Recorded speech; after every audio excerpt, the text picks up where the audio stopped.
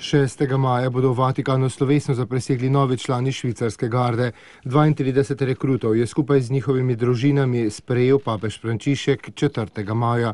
V nagovoru je dejal, da je prijateljstvo med švicarskimi gardisti in papežem posebno, saj je utemeljeno na Kristusovi ljubezni. To je tista večja ljubezen, ki jo je Jezus živel in dal svojim učencem. Nihče nima večje ljubezni, kakor je ta, da da življenje za svoje prijatelje. V zgodovini cerkve so mnogi moški in ženske sprejeli klic te velike ljubezni. Švicarski gardisti, ki so se borili med plenitvijo Rima in dali svoje življenje za papeža, so sledili temu klicu.